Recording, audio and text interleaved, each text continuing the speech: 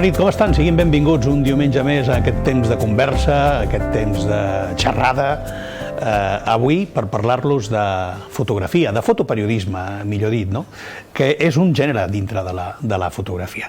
I ho farem amb el formenterer Javi Parejo. Bona nit, Javi. Bona nit, què tal? Benvingut, moltes gràcies per estar amb nosaltres. Bé, amb tu podem parlar de fotografia, tot i que molta gent de la teva illa et coneixerà per la teva tasca empresarial, no? I potser també per la fotogràfica, però tu vas arribar molt jove, molt petit a Formentera, ¿no? Explícanos. Yo llegué a Formentera con 4 años. Me trajeron mis padres, era el hermano menor, todavía mi hermano Gonzalo no había nacido, era el más pequeño, entonces mis padres se vinieron de Extremadura y me trajeron hasta Formentera porque un tío mío ya estaba en Formentera trabajando, que tenía un supermercado en Espujols, y mi otro tío después montó un restaurante, el restaurante La Pérgola, por ahí cerca de la playa Espujols, y mi padre vino a hacer temporada a Formentera, entonces, bueno, me vine con ellos. Els Parejo formaven part dels emprenedors de Formentera, no? D'aquella dècada dels 70, podem dir, ¿no? Sí, totalmente. Yo creo que mi padre fue verdaderamente muy valiente en ese momento, venirse de... Mi padre estaba cuidando cabras, o sea, y venirse desde Extremadura. Es verdad que tenía el apoyo de los hermanos, claro, es mucho más fácil así, ¿no? Pero sí, fue muy emprendedor. Enseguida vio que allí había posibilitats. Bé, vosaltres heu tocat la branca de l'hostaleria, després la branca de la fruiteria, del comerç en general, és a dir, i ara el submarinisme, ¿no, Javi? Sí, este es un proyecto nuevo, ilusionante. Siempre he querido hacer, mi ilusión siempre ha sido intentar trabajar de lo que te gusta. Entonces he tenido la posibilidad de poder desvincularme un poco de lo que es el negocio familiar, que no es que lo haya dejado ni mucho menos, pero bueno, ya no estoy ahí tan presente. Y a raíz de un día de probar el submarinismo, quedé prendado y dije, chao, esto es lo que... Vives en una isla, no haces nada acuático, chico, algo hay que hacer. Molt bé. I la verdad es que sí. I ara teniu aquest centre de busseig, el Formentera Divers, que des de fa uns anys funciona, i, esclar, el decorat és irrepetible, no? Claro. Aquí tenemos la gran suerte de poder bucear en aguas de Formentera, que yo siempre lo digo, ¿no? Es como una piscina gigante con peces. Entonces la gente queda maravillada, porque es, yo creo que es de lo más exótico que puede haber en España, que, salvaguardando las Canarias y ciertos sitios muy puntuales de la península, pero sí, es realmente bellísimo, muy bonito. Però, Javi, la teva gran passió sempre ha estat la fotografia, ¿no? I més concretament jo deia el fotoperiodisme, que al final és un gènere dintre de la fotografia, ¿no? Sí. O sea, cuando yo estudié fotografía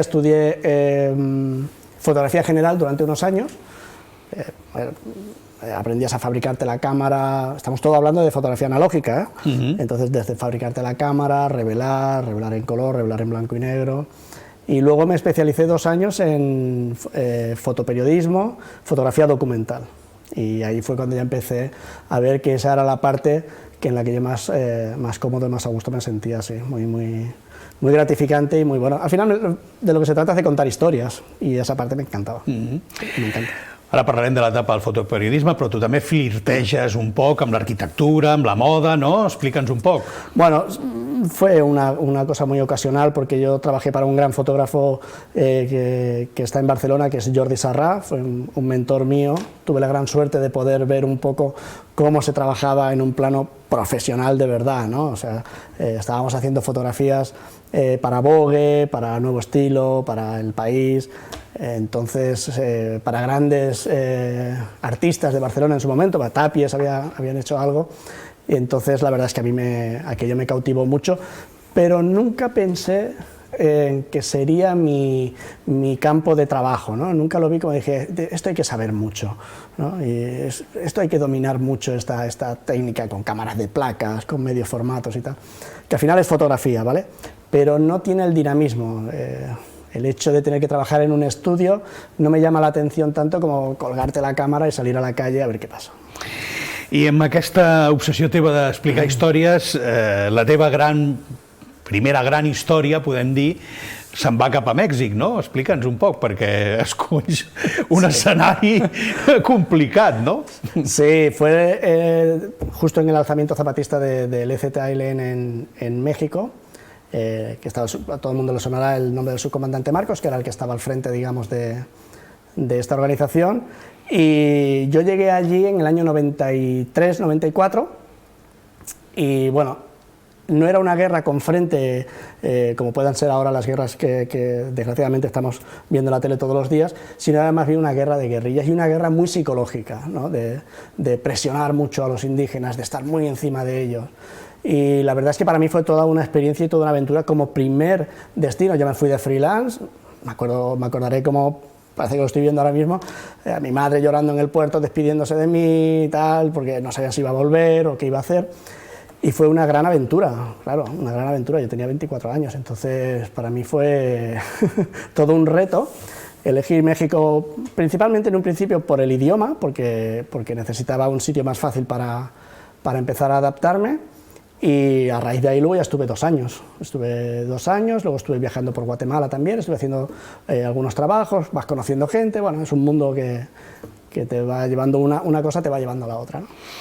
¿Qué tal es el subcomandante Marcos? Pues es un tipo genial, y lo sigue siendo, porque aunque ahora ya no esté tan presente, a mí me pareció una persona súper inteligente, rapidísimo mentalmente, no es indígena, con lo cual nunca, no tiene un rango mayor por el hecho de que él, al no ser indígena, se mantiene, digamos, en ese segundo plano, por así decirlo, pero es un tipo que con unas convicciones muy potentes, muy simpático, con un sentido del humor brutal, conoce Barcelona, ha estado en España, él es del DF, o sea que no... y un tipo muy... Al principio, claro, es impactante, porque estás hablando de una persona con pasamontañas y tal, pero al mismo tiempo te das cuenta de que es una persona muy cercana. Per què lluiten els zapatistes? Què demanen? Què volen? Què necessiten? Bueno, su lema es tierra y libertad. En México estaba todo entonces gobernado por el PRI, Partido Revolucionario Institucional. Revolucionario e institucional ya es una contradicción. Entonces, durante 73 años llevaban gobernando, si no recuerdo mal, y entonces el presidente era Ernesto Zedillo. Y al final los indígenas explotan por una cuestión de sometimiento, es decir, son los grandes marginados del país. Los someten mucho, les quitan la tierra, no les dan la posibilidad de trabajar la tierra, tienen muchas deficiencias, muchas faltas, tenían muchas deficiencias, muchas faltas. Entonces llega un momento en el que aquello se va gestionando allí, un caldo de cultivo que al final, pues, hasta que llegó una persona, los puso un poco en orden y dijo, señores, esto vamos a canalizarlo por algún sitio a ver qué pasa. Y fue cuando el alzamiento zapatista, que invadieron la ciudad de San Cristóbal de las Casas, en la que yo estuve viviendo, y a raíz de ahí arrancó todo, con muertos, con toda clase de consecuencias que conlleva un enfrentamiento con el ejército. Recordemos que el ejército en aquella época, el ejército mexicano, era de los más potentes del mundo. Com estan ara? Estàs al corrent? Estàs... Bueno, leo algo en la prensa y a raíz de los diálogos de San Andrés, en los cuales Samuel Ruiz, que era el obispo de San Cristóbal de las Casas, fue el que intermedió entre el ejército y los zapatistas, consiguieron bastantes cosas, pero siempre queda ahí, o sea, yo lo leo ahora en prensa, me informo, tengo amigos allí y algunas veces comentamos alguna cosa y tal, y el sometimiento, aunque es un poco, claro, entonces no había las comunicaciones que hay ahora, el acceso a internet que hay ahora, entonces, aunque sea de una forma distinta, pero la presión sigue existiendo, porque son países muy complicados. Ya. ¿Y después de México qué, Javi? Bueno, a raíz de estar en México, luego fui a Guatemala, estuve viajando por el norte de México en unas minas, visitando unas minas de oro y tal, y de ahí me fui a Guatemala, donde Guatemala realmente hay lo que es... Yo no entré muy profundo en la parte de Guatemala, llegué hasta Antigua Guatemala, que es precioso, se lo recomiendo a todo el mundo, es divina. Guatemala City es peligrosísima, de lo más peligroso donde yo he estado, sin duda, y estuve viajando por ahí por la ciudad de Guatemala, entonces estuve mucho en contacto con el mundo de los chamanes, hacían toda clase de rituales y cosas así. Estuve viajando en varios sitios, en Panajachel, en el lago Tikal y por esta zona de ahí que es muy bonita, súper bonita. Selva. Bé, la selva mexicana, la selva guatemalteca no deuen ser molt diferents, el clima es prácticamente idéntico. Se pasa andando, sí. Se pasa andando. Yo pasaba andando porque por las noches me levantaba, las mujeres se levantan a las 3 de la mañana para empezar a hacer el desayuno, lo que va a ser el desayuno. ¿no? Y tienen que ir a buscar la leña a 2 horas o 3 horas de camino. Entonces yo recuerdo de ir con ellas, en alguna de las fotografías que tengo se ve, que yo iba con mis super botas Panamayac o lo que sea, unas botazas que llevaba, y ellas iban descalzas y yo no les seguía el paso. Entonces se pasaba andando, de México, de la selva lacandona a Guatemala se pasa andando. Sí, sí. ¿Y continúas viajes? Sí. Bueno, luego ya, una vez que termino en Guatemala, tengo que volver a Formentera porque mi padre cae enfermo y yo tenía mi casa y todo, o sea, estaba más o menos establecido allí, y tengo que volver a Formentera, donde me he dedicado un tramo grande de mi vida al negocio familiar, y a partir de ahí, bueno, luego lo dejo. En el año 2009, cuando mi padre muere, es como que mi vida da un cambio y entro en el mundo del submarinismo. Empiezo a ver que no quiero seguir trabajando en el negocio familiar, se lo comunico a mis hermanos y me pongo por mi cuenta. Y ahora ya sí, empiezo y retomo con toda la fuerza, con más fuerza todavía y con más inconvenientes, porque claro, yo venía de la fotografía analógica. A mí me dabas una cámara digital y ¿este bicho qué es? Entonces he tenido que esforzarme mucho para ponerme al día en el aspecto tecnológico, y gracias a muchos amigos que tengo que me ayudan y que son muy buenos en esta parte, pues siguiendo sus consejos he llegado a un punto en el que más o menos ahora me voy defendiendo. Què passa, Javi, que els que veniu de la fotografia analògica sou uns romàntics, no? I sempre defenseu la analògica, pues ¿no? Fíjate que yo no, fíjate que yo no, porque cuando tú trabajas en el estudio te vas al laboratorio, todo es como, lo tienes como muy cerca y está concentrado, lo tienes bien. Pero cuando trabajas en la calle, tú lo que quieres es ver las fotografías rápido, ¿no? Y necesitas verlas rápido. Y luego yo recuerdo irme a México con 300 carretes en una maleta, cuando podías pasar como máximo 11. Ya era un hándicap llevar una maleta cargada con 300 carretes de blanco y negro. Entonces, en esa parte yo agradezco mucho la tecnología y agradezco mucho la fotografía digital. Me encanta la fotografía analógica, siempre que puedo voy a visitar talleres o voy a visitar exposiciones de gente que, como tú dices, románticos, que hacen cosas en analógico que son una verdadera pasada, pero yo reconozco que, mira, llevo mi cámara, llevo mi portátil y lo que he hecho por la mañana, por la noche, estoy viéndolo. L'escriptor Vázquez Figueroa m'explicava un dia les seves aventures com a fotoperiodista, i, esclar, ell explicava, per exemple, que quan estava en un conflicte bèl·lic a la República Dominicana, doncs el que feia era anar a l'aeroport, agafar un viatger que anés cap a Barcelona o Madrid o allà on fos i dir-li tingui aquestes fotos i aquesta crònica i, si us plau, entregui-ho a tal redacció, li pagaran l'entrega.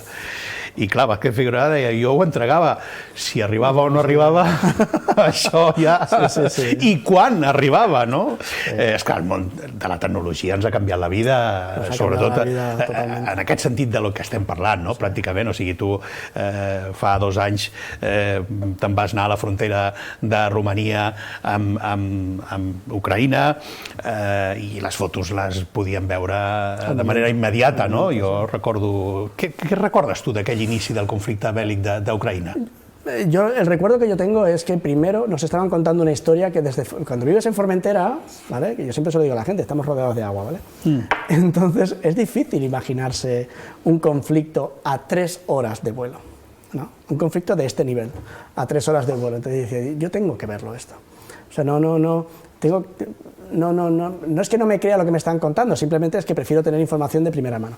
Y recuerdo que lo primero que hice fue eso, o sea, fue buscar una persona que me acompañara allí por el idioma, un fisher que se llama, que es el tipo que te acompaña y te traduce y lleva el coche y conoce todo el país, y estuvimos recorriendo desde la zona norte hasta la zona sur, toda la frontera que va con Rumanía, con Ucrania, donde estaban entrando todos los refugiados o toda la gente que se iba de la guerra. Los primeros momentos de la guerra todos los recordamos. Los primeros momentos de la guerra fueron brutales en Ucrania, y más cuando nadie daba crédito. Bueno, a fecha de hoy todavía no damos crédito, pero ya está claro que esto está establecido y que va a durar.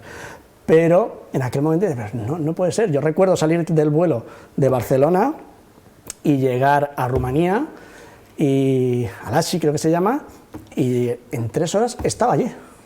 O sea, ya vinieron a recogerme, 1h30 de coche, estaba en la frontera con Ucrania, en Siret.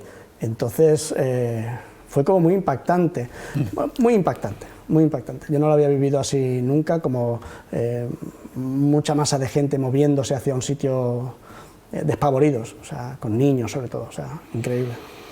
Clar, a més estem parlant d'un país, Ucraïna, bé, un país capdavanter en moltes coses, un país modern, un país actual, tecnològicament, industrialment, econòmicament, no? Esclar, jo recordo una conversa amb tu en aquell moment, no?, que tu deies, sembla mentida, no puc concebre que a l'Europa del segle XXI passin aquestes coses, y ya portem més de 2 anys. Sí, sí, sí, ya llevamos más de 2 años y yo creo que va para largo porque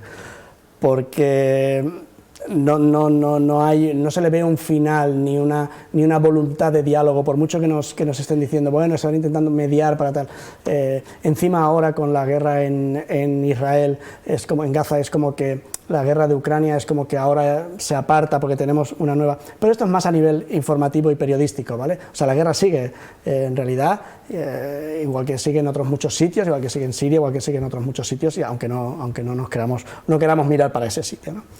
Pero sí que es verdad que yo no le veo un final fácil a esta guerra, porque veo un afán enorme de imposición por parte de Rusia, ¿no? Y de colonización, que cuando oyes la palabra colonización, uno se le viene a la cabeza, yo qué sé, Hitler, Napoleón o gente así que dices, tipo, que no és el moment, no? Que ja està, no?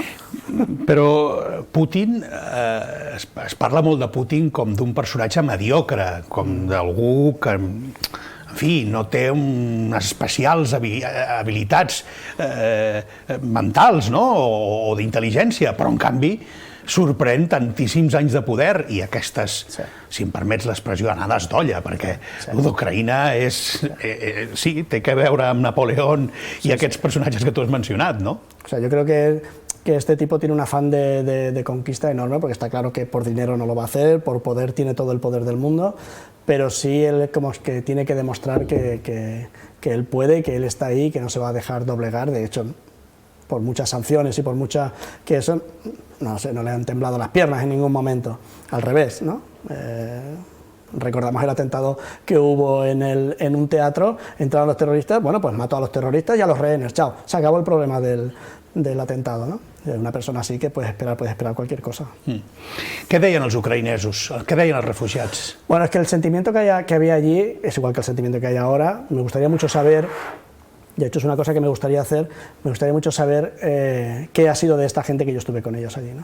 Pero era un sentimiento de mucha tristeza porque tenían, yo recuerdo de hablar con una señora de unos 70 y tengo fotografiada por ahí con un perrito chiquitito que estaba ahí la pobre sentada sola, y recuerdo hablar con ella y decirme, vamos a ver, yo he vivido el final de la Segunda Guerra Mundial, nos tuvimos que ir. He vivido la guerra, ella vivía en la zona de Crimea. Me he tenido que ir de Crimea porque en ese transcurso de tiempo mi marido muere, me quedo sola. Ahora estoy establecida en Mariupol y ahora me tengo que ir. Entonces estaba sentada y la pregunta de la mujer decía, ¿a dónde voy? Pero no me lo preguntaba como, ¿a dónde voy? No, dime a dónde voy. Dime a dónde voy, ¿dónde tengo que ir ahora? ¿No? Y esto, la verdad, este es el sentimiento general, ¿no? Luego no había hombres, todo eran mujeres mayores cuidando nietos o mujeres con sus hijos, pero hombres, por ejemplo, no había. En los campos de refugiados no había hombres, solo niños pequeños y mujeres mayores o hombres mayores, muy mayores. Los hombres estaban en la guerra, ¿no? Totalmente. Sí, había una chica ahí con 2 hijos, de hecho no quería que la filmáramos, pero al final, bueno, le hicimos un pequeño vídeo y tal, y ella llevaba una semana y media llamando a su marido y no le contestaba. Con 2 niños pequeños, de hecho cuando la entrevistamos tuvieron que apartar a los niños para que no la oyeran y llevaba una semana y media, cerca de 2 semanas, se acababa de bajar del ferry que la traía, que cruzaba el Danubio, que pasaba de la parte ucraniana a la parte rumana, y llevaba 2 semanas que no localizaban a su marido. Vale. I en el que estàs treballant més recentment és amb l'Àfrica negra, ¿no? Sí. I amb un projecte preciós que m'agradaria que ens expliquessis una mica. Este es un proyecto precioso gracias a unos amigos que ellos organizaron y montaron una ONG que se llama Ears for the World, Oídos para el Mundo, son audiólogos protésicos, no son médicos, ¿vale? Entonces ellos a través de médicos habían visitado la zona de Ghana, habían acompañado a un oftalmólogo, y cuando llegó allí es como que se dieron cuenta de que había mucha sordera, ¿no? Primero fue un hermano, Alberto, y luego el otro. Y había como mucha sordera. ¿Y por qué? Bueno, en muchos sitios hay sordera, pero claro, es que allí hay sordera sin solución, sin una solución para darles, ¿no? Es decir, son sordos, se acabó. Entonces, a raíz de eso, él luego ya hizo visitas por su cuenta, sin ningún tipo de organización ni nada, para poner audífonos, sobre todo a los niños, ¿vale? Siempre trabajan más con niños que con personas mayores, ¿vale? Pero para las personas mayores también. Entonces le ponían audífonos a los niños, que era imposible para ellos poder acceder a este material, claro. y de ninguna de las maneras, o sea, esta es una parte súper desfavorecida del mundo, y no tenían manera de acceder a esto, entonces él fue implantando aquello. Entonces luego el hermano, Óscar, que trabaja con Alberto en Madrid, él se hizo, bueno, se sacó el título como para ONG, para organizar en el extranjero y ser para eso de voluntariado y tal, ¿no? Y montaron esta pequeña ONG, que es casi familiar, por así decirlo, pero tienen muy buenos contactos, ¿no? Entonces, a través de distintos fabricantes de audífonos, todos los audífonos que la gente descarta, porque ya sabes cómo somos aquí, no me gusta, me molesta, o ya es viejo, quiero uno más moderno, todo esto, y luego los nuevos que fabricaban los fabricantes, tipo Guys, así, que los descatalogan y se los daban. Entonces, con estos audífonos fueron visitando este sitio de África, que está en Ghana, está en el pueblo de Fosu, se llama, está como a 3 horas de Accra, la capital. Y ya empezaron con las monjas de allí, con las monjas del hospital de San Francis, empezaron a organizar, bueno, pues estas fechas vamos a estar aquí, a ver la gente que necesita, que vayan viniendo. O sea, yo cuando voy allí, o sea, venían gente que a lo mejor estaban 5 días andando, y luego se pegan 5 días en la sala de espera esperando para ver si les dan un audífono, porque no hay para todos. Claro. No hay para todos. Y la verdad es que es un proyecto precioso, donde yo, podéis verlo en las fotografías, o sea, en ningún momento he buscado la parte negra, pobre, angustiante, en la que se vea la tristeza, sino son personas que, por su aspecto físico los ves, no están pasando hambre, pero pasan deficiencias de muchas cosas. Entonces, ¿qué pasa? Que los niños varones no tienen problemas de que no pueden acceder a la escuela y tal, pero es como que no los terminan, o sea, los acogen en las casas, los tienen bien cuidados en las casas porque puede trabajar, puede producir, bueno, pero las niñas no.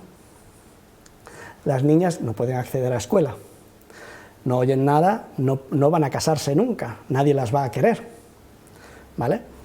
Son repudiadas en la familia porque se convierten en una carga e incluso las llegan a abandonar porque creen que están endemoniadas.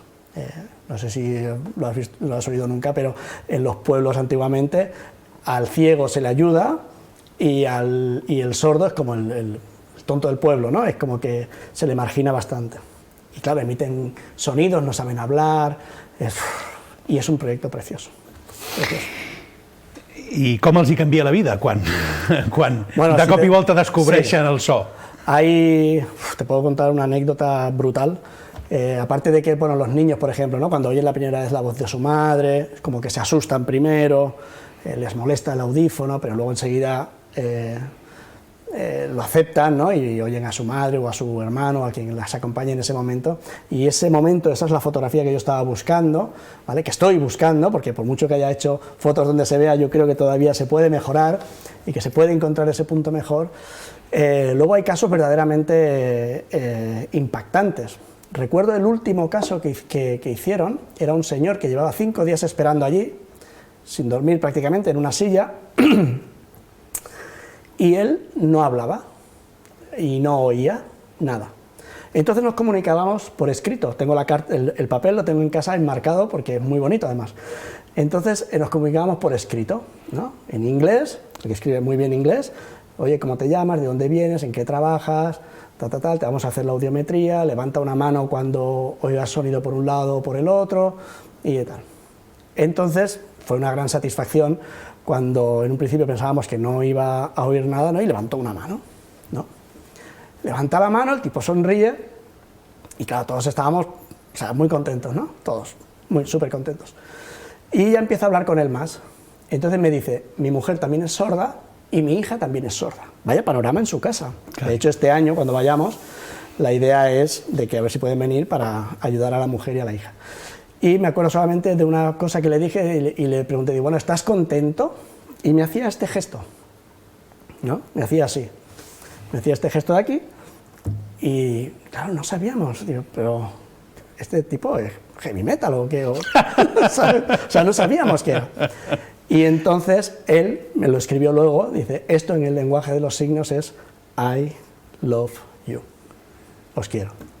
Y fue un momento realmente increïble, perquè, claro, lo has sacado del silencio y lo has puesto al día. Hi ha alguna explicació de per què hi hagi tanta sordera concentrada en aquesta zona? Muchísimas infecciones, muchísimas infecciones mal curadas, y luego hay casos en los que se ha producido un aplastamiento de tímpano, sobre todo en las mujeres, por las cargas que llevan en la cabeza.